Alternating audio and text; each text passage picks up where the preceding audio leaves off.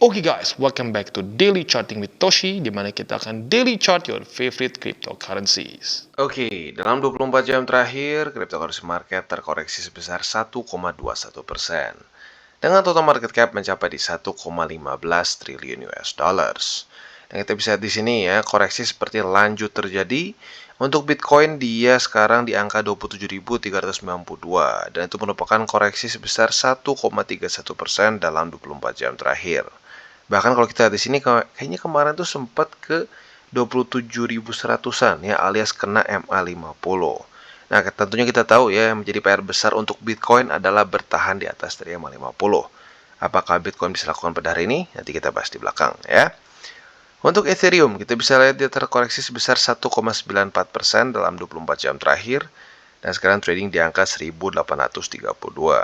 Sementara untuk BNB dia terkoreksi tipis hanya di 0,38 saja, kembali di angka 330-an, yaitu lumayan berhasil bertahan. Kita lihat nih apakah daily closing di atas atau di bawah dari 330,2 ya. Lalu untuk XRP dia terkoreksi sebesar 2%-an dan sekarang ada di angka 0,45. Cardano dia terkoreksi sebesar 2,61% di angka 0,38. Dogecoin terkoreksi sebesar 1,30% di angka 0,078. Polygon Matic terkoreksi sekitar ya nyaris 4%-an lah ya. Nyaris 4% di angka 0,973. Dan yang terakhir ada Solana. Solana dia terkoreksi sebesar 3,49% di angka $21 lebih 0,3 ya. Jadi kita bisa lihat pada hari ini semua cenderung terkoreksi dengan lumayan signifikan ya. Dan Polygon seperti yang kita bisa lihat mulai lagi di bawah dari $1. Selanjutnya kita akan geser ke ekonomi kalender. Untuk hari ini sesuai dengan pembahasan kita kemarin, beberapa data penting akan siap untuk menggempur markets ya. Salah satunya adalah building permits, di mana building permits ini kita ingin dia lebih rendah daripada ekspektasi ya, supaya indeks dolar melemah. Lalu selanjutnya ada juga consumer confidence. Harapan kita di sini adalah dia lebih rendah daripada ekspektasi sama ya, karena higher than expected reading should be taken as positive or bullish for the USD, dan kita ingin USD melemah ya. Nah, selanjutnya lagi juga ada new home sales di sini ya. New home sales harapan kita itu dia lebih rendah juga daripada ekspektasi ya. Nah, ini semua data akan keluar nanti. Yang pertama itu keluar di pertama itu jam 7:30. Nanti yang paling malam itu jam 9 ya. Nah, tadi kehapus. Oke, sekarang kita udah buka lagi. Ini adalah analisa di Twitter. Nah, seperti yang kita bisa di sini, ini sebenarnya gue udah pernah bahas beberapa minggu lalu kayaknya ya. Dimana kalau kita lihat di sini, ini adalah satu breakout yang signifikan dari Bitcoin saat dia mulai bergeser dari bear market ke bull market ya. Di siklus sebelumnya ini terjadi di sekitar angka 6.000-an, gue inget banget ya. Banyak yang sudah akumulasi di 6.000 karena banyak yang berpikir ini sudah menjadi daerah demand ya. Ternyata jebol lagi ke bawah ke EMA 200, baru akhirnya pas breakout ke sini. Kalau kita lihat ya, ini adalah peningkatan sebesar 1.100% dari breakout sini ya. Lalu di siklus sebelumnya lagi atau dua siklus sebelumnya kita bisa juga di sini. Ini gue lupa tepatnya di angka berapa ya. Mungkin 300-an kali ya seingat gue. Gue di sini masih belum akumulasi. Gue tuh akumulasi di 2016-an di sini waktu dia lagi pelan-pelan naik. Nah, jadi gue nggak ngerasain waktu di sini ya. Seingat gue 300-an. Nah, intinya waktu dia jebol lagi si daerah resisten yang cukup menyebalkan ini, dia up dengan cukup besar. Nah, seperti yang kita lihat dari kemarin, ini adalah angka 30.000. Jadi bisa dibilang ini adalah resisten yang mirip yang kita rasakan seperti di dua siklus sebelumnya dan satu siklus sebelumnya ya. Daerah yang sebenarnya sempat diduga menjadi daerah support atau daerah demand ya. Nah, jadi sekali lagi ini PR besar untuk Bitcoin, apakah dia bisa menembus 30.000-an atau tidak. Kalau bisa menembus 30.000-an, kemungkinan besar akan terulang lagi movement seperti di sini dan di sini ya. Oke, jadi kurang lebih seperti itu untuk analisa dari Twitternya, dan selanjutnya kita akan geser ke TA. Nah, untuk TA kita bisa di sini ya. Bitcoin dia dengan jelas tadi retest MA50 bahkan lebih dalam ya. Lowest pointnya itu di angka 26.967. Tapi nggak apa, MA50 masih berhasil menahan, jadi oke lah overall menurut gua ya. Nah, PR-nya masih sama seperti kemarin ya untuk Bitcoin, yaitu adalah bertahan di atas dari MA50 dan bertahan juga di atas dari 27.000 ya. Nah, kalau sampai retest lagi hari ini nggak apa, sekali lagi ya. Tapi yang penting adalah terus kepantul lagi ke atas ya. Itu PR untuk daily di Bitcoin. Kalau tembus gimana Bang? Kalau tembus dari sini apakah langsung loncat ke 24.400-an? No, ya masih ada major support untuk Bitcoin yang ada di MA200 weekly ya. Nah, MA200 weekly ini ada di angka 25.934 ya. Kalau mau dibulatkan ke 26.000 juga boleh ya.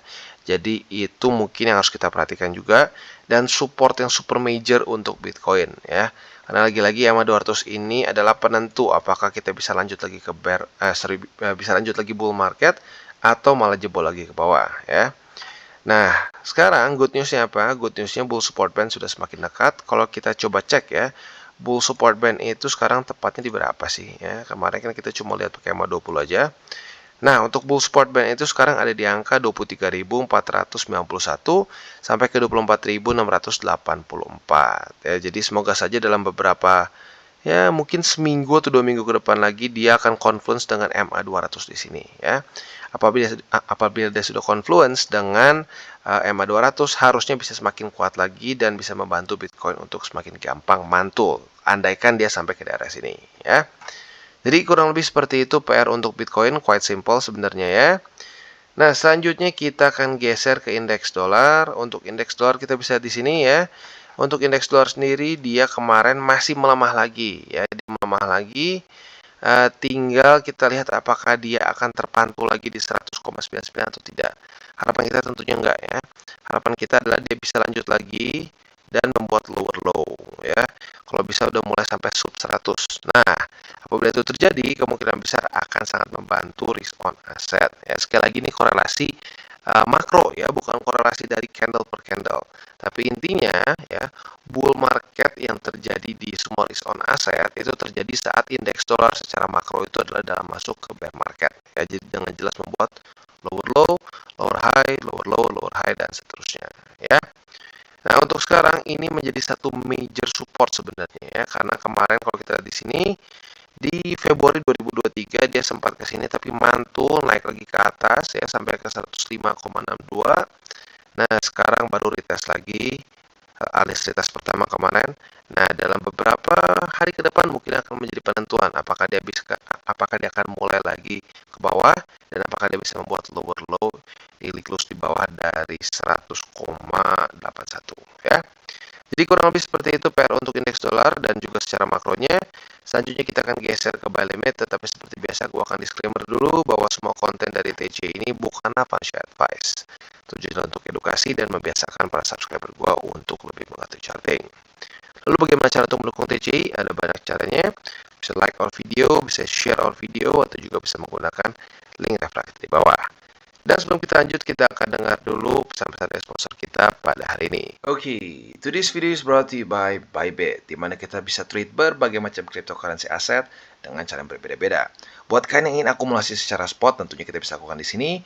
Derivatif juga bisa, ada juga pasar NFT, dan tentunya setelah kalian akumulasi, jangan lupa juga kalian bisa menikmati earn atau menikmati bunga lah kesannya ya di Bybit Earn. Bisa APY-nya tertinggi bisa mencapai 18%. Nah, tentu juga buat kalian yang ingin membeli kripto dengan lebih mudah ya, dengan cara yang lebih simpel, bisa juga langsung menggunakan kartu kredit atau debit card juga di sini. Dan juga buat kalian yang mungkin sudah lebih crypto savvy nih ya, bisa menggunakan options juga ya. Jadi kurang lebih seperti itu, dan buat lo yang belum punya akun di Bybit, silahkan bisa cek link reflektif di bawah dan mulai trade di Bybit. Oke, dan seperti biasa kita akan mulai dulu dengan Bitcoin. Untuk Bitcoin gue akan mulai pisahkan MA50 dari 27.000 karena sudah signifikan di atas ya. Jadi buy limit sekarang yang pertama adalah di MA50 di angka 27.214 dan buy limit kedua kita di 26.969 yaitu untuk secara spotnya. Nah, buy limit ketiga kita tahu tentunya ada di MA200 yaitu sekarang ada di angka 25.900 ingat gua. Yes, 25.934 ya. Jadi kurang lebih seperti itu 3 buy limit untuk Bitcoin, dan selanjutnya kita akan ke futuresnya. Untuk posisi futures kita bisa di sini dia sudah terjadi retest pertama. Nah, retest pertamanya di dua tempat nih, di MA50 dan juga di 27.000. Jadi kalian, gue balikin lagi ke masing-masing ya. Mau di MA50 boleh, mau di 27.000 juga boleh ya. Yang penting adalah terjadi retest kedua. Nah, setelah itu kita bisa buka posisi long dengan target TP kita di 28.000. Sementara untuk posisi short kemarin juga sudah terjadi retest ya, maka pada hari ini apabila terjadi retest di support dan dan juga di resisten, kita bisa buka dua posisi ya. Jadi kalau terjadi retest juga di 28.000 sebagai resisten, kita juga bisa buka posisi short dengan target TP kita di MA50 untuk yang sedikit lebih konservatif dan yang lebih agresif di daerah 27.000. Oke, dan sekarang kita masuk ke Ethereum, dan untuk Ethereum kita bisa lihat di sini ya, kondisinya nyaris retest ke buy limit kedua kita ya. Nah, jadi untuk sekarang buy limit yang tersisa adalah buy limit kedua di MA50 dan buy limit ketiga kita di 1780 untuk posisi spotnya ya. Nah, itu untuk posisi spot. Sekali lagi gue ulangi, buy limit kedua di MA50 dan buy limit ketiga di 1780. Untuk buy limit ketiga kita ya, untuk posisi futures kita, sayangnya kemarin belum terjadi retest pertama ya. Jadi masih seperti kemarin, apabila terjadi retest 1, retest 2 di MA50 sebagai support, kita bisa buka posisi long dengan target TP kita di 1909. Sementara untuk posisi shortnya tinggal kita balik logikanya, apabila terjadi retest 1, retest 2 di 1909 sebagai resisten, kita bisa buka posisi short dengan target TP kita di MA50 yang lebih konservatif. Target TP yang lebih agresif boleh pertimbangkan di 1780. Oke, dan gue nyaris lupa ya, kemarin banyak yang request untuk Arbitrum. Nah, untuk Arbitrum sendiri sebenarnya secara TA masih sangat minimal, karena seperti yang kita bisa lihat untuk di Binance saja arguably masih cukup baru ya, dia listing. Dia baru Maret 2023. Jadi bisa dibilang banyaknya masih baru pump dan hasil sisa kemarin. Tapi overall cukup mengagetkan ya. Kita bisa lihat dari hari pertama dia pump, basically sekarang sudah membuat suatu higher high dan sekarang arguably sedang meretest candle-candle awal ya. Jadi secara TA surprisingly strong ya. Nah, jadi untuk sekarang yang mungkin menjadi PR besar untuk Arbitrum adalah bertahan ya di atas dari struktur ini, dan kalau bisa mulai daily close di atas dari MA20 di daily ya. Itu harapan gua secara untuk lebih makronya. Untuk 4 hourly-nya ya, kita bisa di sini PR-nya sih mungkin mirip-mirip ya. Sekarang mulai harus bisa tembus lagi dan 4 hourly close di atas dari MA20 dan kalau bisa juga menaklukkan MA50 juga ya. Jadi kurang lebih seperti itu untuk Arbitrum, masih belum terlalu banyak yang kita bisa bahas ya, dan untuk buy limit pun secara daily gue masih belum nyaman untuk menyatakan di mana tepatnya ya. Jadi kurang lebih seperti itu untuk Arbitrum. Oke, nah sekarang kita akan geser ke Phantom, dan untuk Phantom kita bisa lihat di sini buy limit ke berapa kita nih berarti ya? Ini buy limit ketiga kita ya. Buy limit ketiga kita sudah di retest sebanyak 2 kali kemarin. Jadi harusnya sudah punya posisi terakhir ya. Nah, sekarang sayangnya sedang sedikit tembus ya. Nah, jadi sekali lagi untuk Phantom buy limitnya sudah habis. Kita lihat besok kalau jebol lagi kita bikin struktur baru. Nah, untuk posisi futuresnya kita bisa lihat juga sudah terjadi retest 1, retest 2 di 41 sen ya sebagai support. Maka dari itu harusnya sudah punya posisi long. Sekarang dalam keadaan minus ya. Tapi nggak apa, kita lihat sampai nanti jam 7 pagi besok apakah dia bisa bertahan dan daily close di atas dari 41 sen atau tidak. Andaikan dia berhasil bertahan, ya sudah, target TP kita masih di 43 sen ya. Nah, untuk posisi shortnya masih sama seperti kemarin, retest 1, retest 2 di 43 sen sebagai resisten. Kita bisa pertimbangkan untuk buka posisi short dengan target TP kita di 41 sen ya. Jadi kurang lebih seperti itu untuk FTM. Oke, dan yang terakhir kita akan tutup dengan BNB, dan untuk BNB kita bisa lihat di sini ya. Kondisinya dia masih berhasil bertahan di atas dari 330,2. That's good. Secara technical analysis BNB is doing good ya. Nah, untuk sekarang ya berarti buy limit pertama kita masih bertahan ya. Buy limit kedua di MA20 di 325,7 dan buy limit ketiga kita di MA50 di 318,1.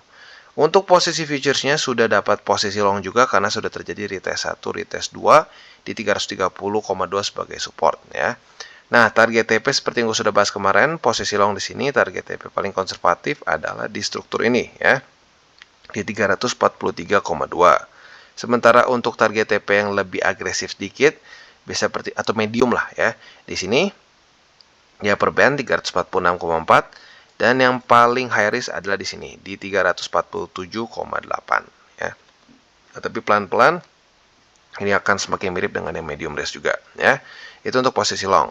Untuk posisi shortnya kita bisa pertimbangkan buka apabila ternyata kalau dia gagal mempertahankan 330 sebagai support ya. Jebol ke bawah dari sini, retest 1, retest 2 sebagai resisten di 330. Nah, kita bisa pertimbangkan untuk buka posisi short dengan target TP kita bisa di MA20 untuk yang lebih konservatif. Yang lebih agresif boleh pertimbangkan di MA50.